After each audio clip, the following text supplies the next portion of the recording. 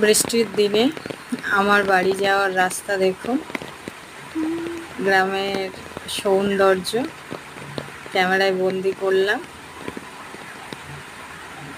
গ্রীষ্মকালে যে বন আগাছাগুলো পুরো জ্বলে যায়, সেটা বর্ষার জল পড়ে দেখুন সবুজ আর সবুজ হয়ে গেছে, চারিদিকে সবুজ আর সবুজ। আর এই যে বনটা, এই গাছগুলো মানে গ্রীষ্মকালে সবই জলা ছিল, পাতা লাল লাল হয়ে গেছিল, সবই সবই সবুজ আর সবুজ হয়ে গেছে, এত সুন্দর লাগছে। মানে আমি ক্যামেরায় তো অত ভালো করে তুলতে পারিনি, কারণ আমি প্রফেশনাল ভিডিওগ্রাফার নয়।